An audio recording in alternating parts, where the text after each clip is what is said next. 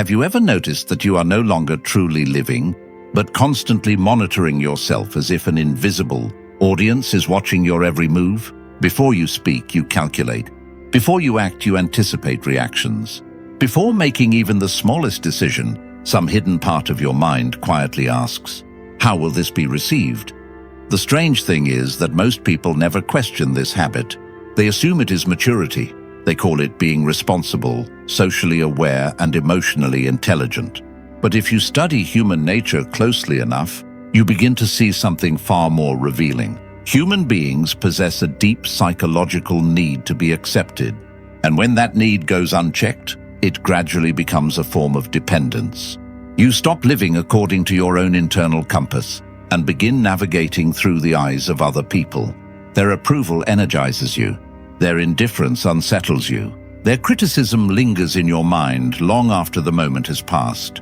Over time, this becomes so normal that you no longer recognize what is happening. You believe you are making your own choices, yet many of those choices are quietly shaped by invisible social pressures. You choose what seems acceptable. You pursue what appears admired. You avoid what might attract judgment. The result is a life that may look successful from the outside, while feeling strangely disconnected on the inside.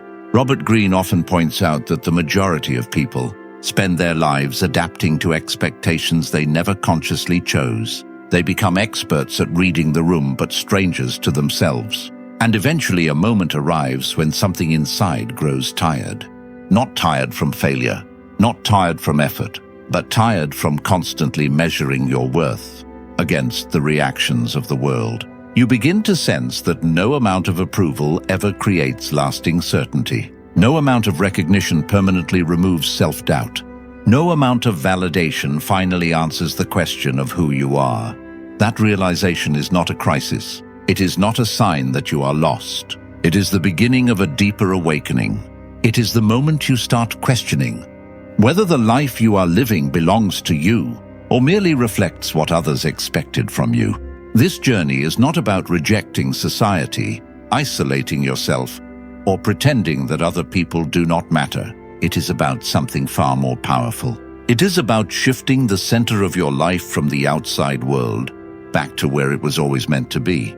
Because the truth is that most people spend years searching for certainty in the approval of others, only to discover that what they were looking for was never out there to begin with. And if something in these words feels uncomfortably familiar, that may not be an accident. It may simply be a sign that you are finally ready to stop living through the eyes of the crowd and begin discovering who you are when no one else gets to decide. There is a stage in life that almost everyone experiences, but very few recognize as dangerous, and it begins the moment your sense of worth starts rising and falling based on other people's reactions. Where a compliment can lift your entire day, silence can create unease, and a single look of disapproval can make you question decisions you were once confident about. On the surface, life continues normally as you work, socialize, and fulfill responsibilities. But beneath that normality, something quietly shifts. The center of gravity of your life moves outside of you and into the minds of other people. Robert Greene often highlights how deeply humans are shaped by social acceptance, but the problem begins when external signals stop influencing you and start defining you. Because instead of asking what is right for you, you begin asking what will be accepted. And instead of trusting your instincts, you start constantly monitoring reactions around you. Without realizing it, you hand over your inner authority to forces you cannot control. Not because you are weak, but because most people never develop a strong internal standard. So the outside world becomes a mirror for identity, where you follow what is admired, imitate what is rewarded, and move wherever the crowd moves, like walking in unfamiliar territory without a compass. This is how self-alienation begins, not through dramatic failure, but through a slow separation from your own nature, where every decision seems logical in isolation as you choose respected paths, admired goals, and impressive ambitions. Yet over time, you wake up feeling strangely disconnected from your own life, as if you are living a story written by someone else. I once knew a man in his 30s who looked extremely successful from the outside, disciplined, hardworking, and constantly achieving, yet in moments of solitude, he felt an emptiness he could not ignore. And eventually he realized he was not driven by ambition, but by fear of slowing down, fear of insignificance, and fear of losing identity when external validation disappeared, while constant comparison with others only deepened his disconnection from his own path. Robert Greene often points out that every person has a unique trajectory, but most abandon it early because they become trapped in external expectations and lose contact with themselves, leading to fatigue, confusion, and restlessness. Not because life is failing, but because inner nature and outer actions are no longer aligned. This is why turning inward is not selfishness, but recovery, a process of reclaiming authority from the crowd and replacing the question, "What will people think?" with "What truly matters to me?" And the moment you begin asking that seriously, you stop living through other people's eyes and start forming your own compass. And realizing you have been doing so for years is not collapse, but the first sign of waking up. There comes a moment when you realize how much of your life has been shaped by other people's opinions, and then an uncomfortable question appears. If I spent years changing myself to be accepted, then who was actually living my life? Most people blame society, family expectations, or pressure, but the reality is deeper because the real architect is the image you created to survive among people. From childhood, you learn what behaviors bring acceptance and what leads to rejection, which emotions are safe and which must be hidden. And slowly you build a public face that helps you belong.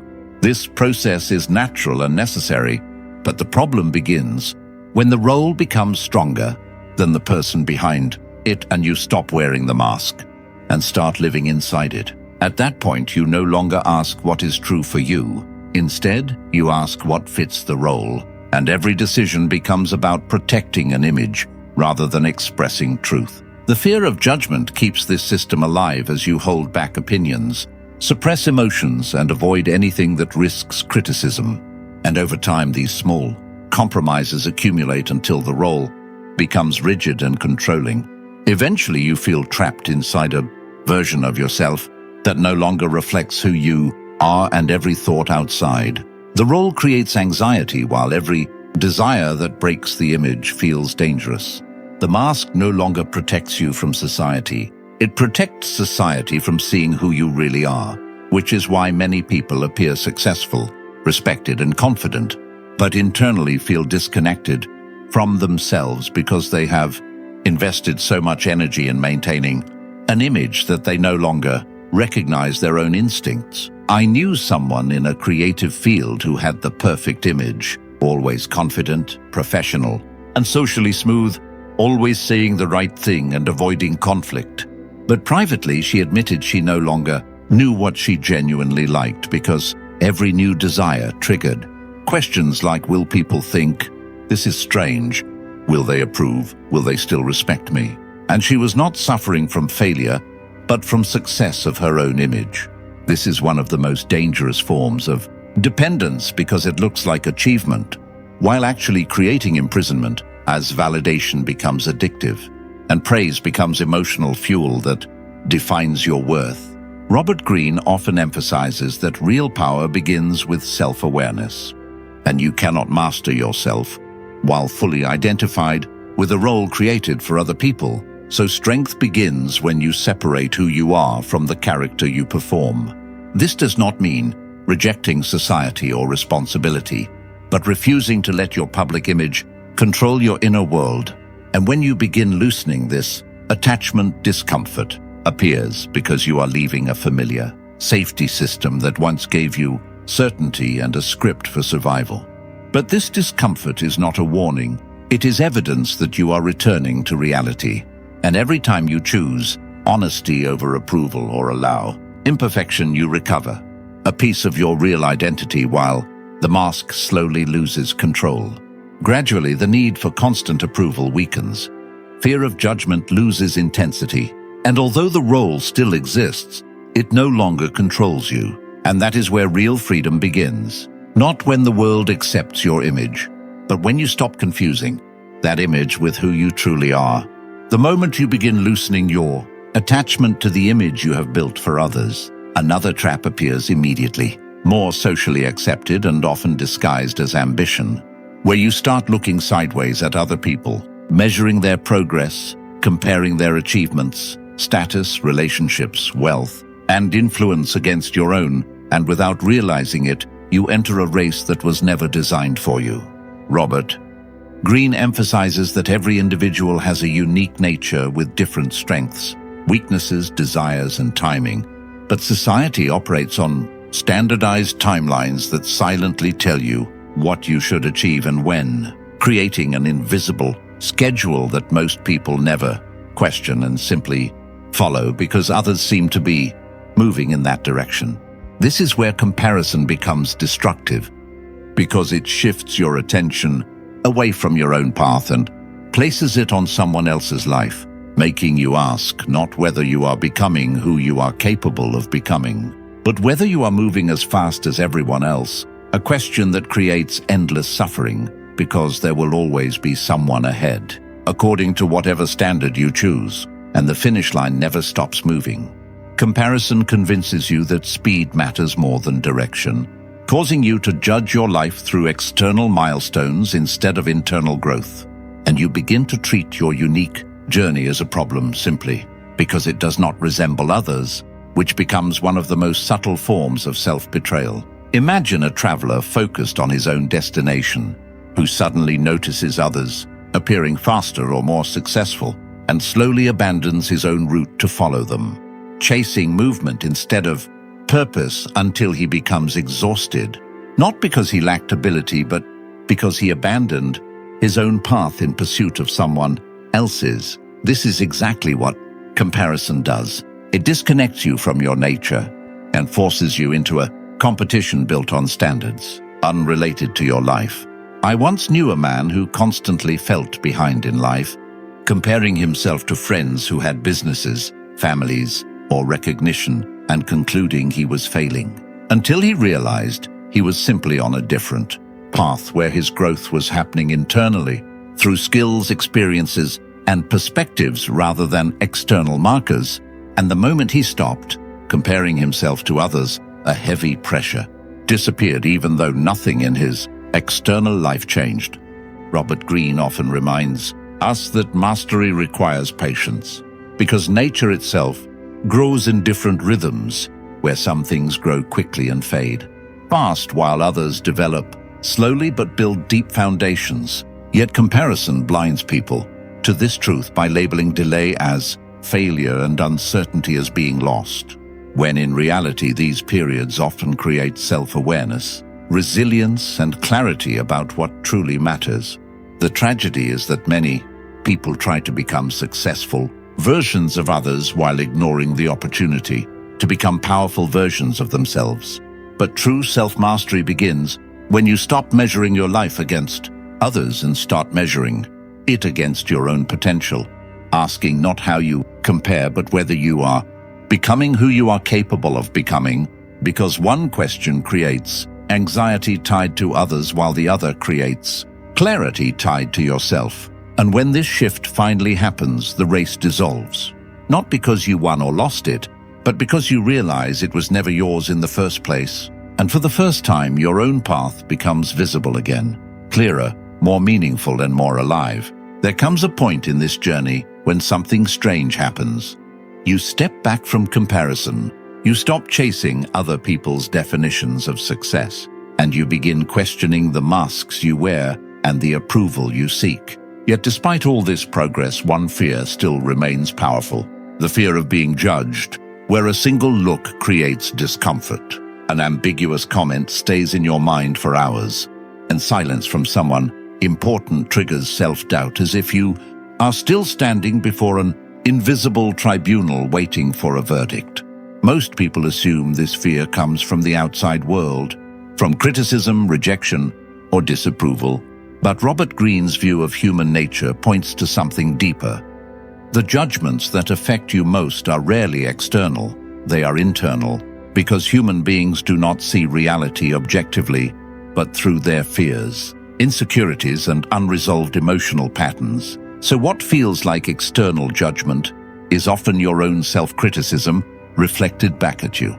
If you secretly doubt your competence, you become hypersensitive to disrespect. If you fear failure, every setback feels like humiliation. And if you believe you are not enough, even neutral situations become threatening, meaning the outside event is not the real source of pain, but only a trigger for what already exists inside you. This is why two people can receive the same criticism yet respond completely differently. One moves on while the other replays it for days, not because the criticism is different, but because their internal structure is different.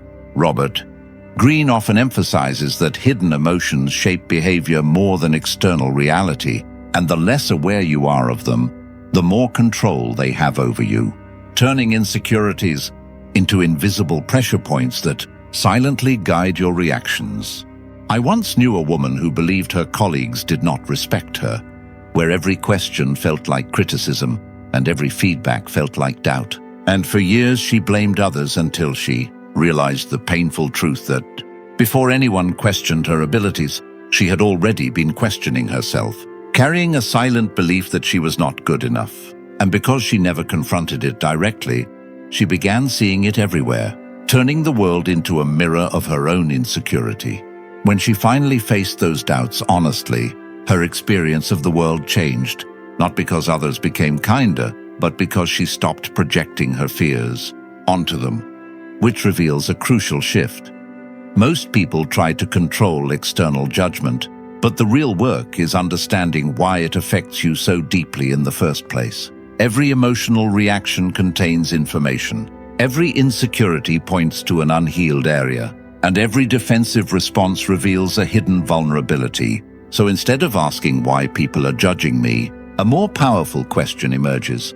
What part of me is reacting so strongly to this? Because that question moves attention away from the crowd and back to the self, transforming criticism from a threat into insight. As this awareness grows, external opinions lose their power, not because you become indifferent, but because you become conscious, no longer expecting the world to resolve inner conflicts or define your identity. And gradually the fear of judgment weakens because you stop needing the world to tell you who you are. You already know, and at that point something fundamental shifts. You stop asking who is judging you and start understanding what inside you still needs to be understood. And in that shift you reclaim a psychological freedom most people never reach. The moment you stop allowing other people to define your worth, life becomes quieter, comparison weakens, the need to monitor reactions fades, and the invisible audience in your mind slowly disappears. But for many people, this is where a new discomfort begins: solitude. Most people fear solitude because they confuse it with loneliness, rejection, or failure. Yet history shows a different truth, because the most independent and creative individuals valued solitude not out of isolation, but because they understood that you cannot hear your own voice while constantly surrounded by others. Modern life makes this worse, as constant opinions, trends, and distractions keep people in a reactive state, making them aware of everything except themselves. Robert Greene emphasizes that self-knowledge is the foundation of power, and it requires distance, because without stepping back from external influence, you cannot clearly see who you are beneath it, which is why solitude becomes essential, as it removes noise, interrupts reaction, and forces you to confront what remains when there is no audience or expectations. This is also why many people avoid solitude by staying busy and overstimulated, not because they lack time, but because stillness exposes uncomfortable truths. Ignored desires, delayed fears, and ambitions shaped by society rather than authenticity. Over time, this creates a deeper problem where a person can be surrounded by others yet feel disconnected, receive attention yet feel empty, and live socially while remaining a stranger to themselves. Because the real issue is not lack of connection to others, but lack of connection to self. Like a disturbed lake that cannot reflect clearly, A constantly stimulated mind cannot reveal its depth. But when stillness returns, clarity appears, hidden patterns emerge, and you begin to see which desires are truly yours and which were absorbed from the crowd. Throughout history, influential individuals often experienced withdrawal before breakthroughs, where what looked like inactivity was actually internal restructuring. Because while others chased visibility, they built clarity, revealing a paradox of power. The world rewards visibility, but strength is built in private. Solitude provides perspective, allowing you to step outside life's momentum and evaluate where you are actually heading, separating urgency from meaning and letting your inner nature reorganize without interference. This does not mean rejecting relationships, as Robert Greene does not advocate isolation, but rather developing independence within society, learning to be alone without feeling incomplete, to exist without constant validation, and to remain steady without distraction, because someone comfortable in solitude becomes harder to manipulate, less dependent on approval, and less willing to abandon themselves for acceptance. Eventually, solitude stops feeling like emptiness and becomes clarity. Silence turns restorative. Absence of attention becomes peaceful. And when you return to the world, you do so grounded, self-directed, and no longer chasing validation, but engaging from inner stability. That is the true power of solitude. It does not remove you from life. It reconnects you to it, and it is why the strongest individuals in history have always protected their time alone as one of their most valuable assets. After building inner discipline, many people feel they have escaped the crowd. They compare less, depend less on approval, and understand themselves better. Yet one final attachment still remains: the need for validation. The desire to be seen, recognized, and confirmed by others. Robert Greene highlights that humans are conditioned from childhood to seek recognition as proof of value, where praise creates confidence and attention creates significance. But over time, this becomes dependency, where emotional stability starts, relying on external reactions. The real problem is not that validation feels good, but that it silently hands control of your inner state to others. So your confidence depends on applause, and your peace depends on approval. Most people spend energy constantly checking how others respond to what they say or do, and this invisible audience becomes a hidden force shaping their emotions and decisions. Psychological independence begins when you stop using reactions as the measure of worth and start focusing on the quality of your actions instead, shifting from approval to mastery, from appearance to substance, and from recognition to alignment. I once knew a woman who had built a successful life but still checked every response to her work. And when recognition was missing, she felt disappointed, until she realized the problem was not her work but her dependence on how it was received. The moment she stopped measuring herself through others, a heavy burden disappeared even though nothing external changed. This marks the final stage of independence, where you stop performing for an audience and start acting from conviction, building trust in your own judgment through experience, strengthened each time you act without permission or continue without recognition. Gradually, praise loses its effect, criticism loses its control, and external reactions become information instead of emotional commands. While your center shifts inward, Robert Greene notes that the strongest individuals are not those who receive the most validation, but those who depend on it the least, because their confidence comes from competence and self-knowledge rather than external approval. This is why true freedom is not about gaining more recognition, but needing less of it. Because as dependence decreases, energy is freed, decisions become clearer, and life becomes more authentic. Eventually, you stop asking whether the world sees your value and start living according to your own conviction. And your identity no longer depends on approval but on inner certainty built through self-knowledge, which creates a quiet form of freedom that needs no applause to exist. At the end of this journey, something unexpected happens. Most people begin this path believing they are searching for confidence, freedom, peace of mind, or independence. They imagined that if they could stop caring about what others think, everything would finally fall into place. But as they move deeper into understanding themselves, they discover that none of those things were the true destination.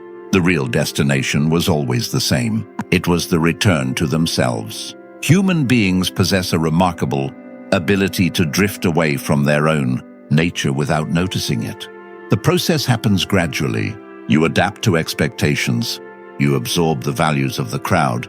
You learn which parts of yourself are rewarded and which parts are discouraged. Over time, you become so skilled at fitting into the world that you lose contact with the person who was meant to live your life in the first place.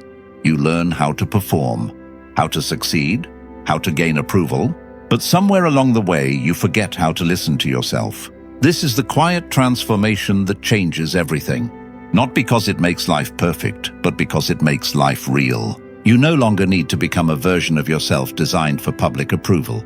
You no longer need to spend your life searching for evidence that you matter.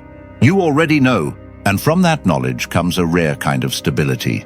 A stability that cannot be taken away by changing trends, shifting opinions, or temporary setbacks, because it is rooted in something deeper than anything the world can provide. It is rooted in self-knowledge, in self-respect, in self-mastery. And once you build your life upon that foundation, you stop merely existing. You begin truly living. If there is one thing to remember from this entire journey, let it be this. The moment you stop asking the world who you are, you finally give yourself the chance to find out.